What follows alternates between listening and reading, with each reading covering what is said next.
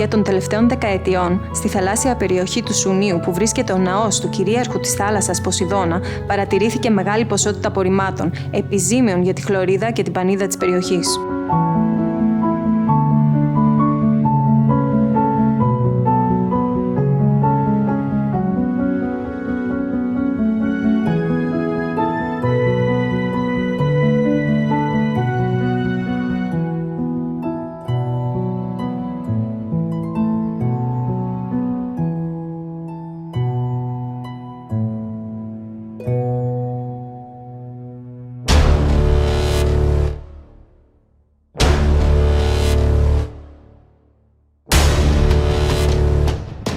Η Εναλία δεν μπορούσε να μείνει άπραγη μπροστά σε αυτό.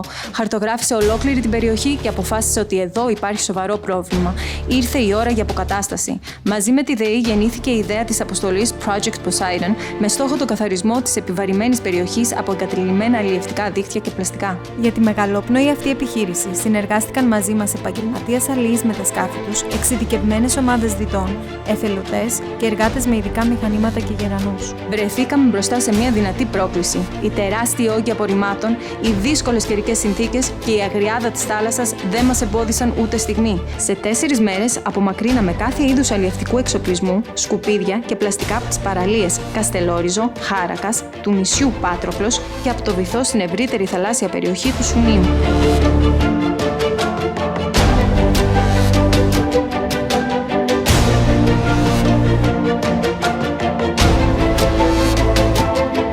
Υπολογίζουμε ότι ο όγκος των απορριμμάτων που θα απομακρύνουμε από την παραλία σήμερα ξεπερνάει τα 70 κυβικά. Αυτή η ποσότητα αντιστοιχεί σε πάνω από 2 κοντέινερ.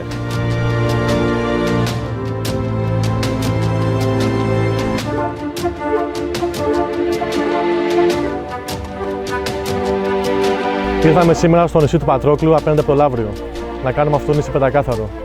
Δυστυχώς παρατηρήσαμε ότι είχε επιβαρυνθεί σημαντικά με πλαστικά πάρα πολλά χρόνια και με τη βοήθεια της ΔΕΗ μαζευτήκαμε σήμερα να κάνουμε αυτό το νησί καθαρό.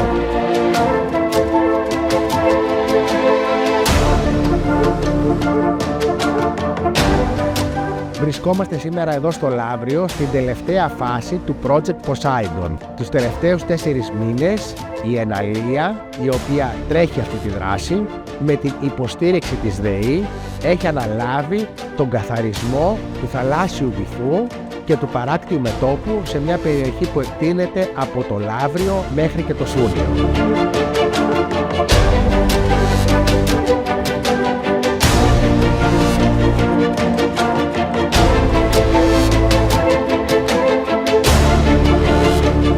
Στο λιμάνι του Λαυρίου έγινε η συγκέντρωση πάνω από 25.000 κιλών παλιού αλλιευτικού εξοπλισμού και πλαστικού, τα οποία θα αποσταλούν σε συνεργαζόμενες εταιρείες ανακύκλωσης για την αναδημιουργία νέων προϊόντων φιλικών προς το περιβάλλον. Τηρούμε την υπόσχεσή μας και παραμένουμε ακλόνητοι στη μάχη ενάντια στην πλαστική θαλάσσια ρύπανση. Δεν θα σταματήσουμε αν δεν πετύχουμε το στόχο μας, τη δημιουργία ενός καθαρότερου, υγιέστερου περιβάλλοντος για τις μελλοντικές γενιές.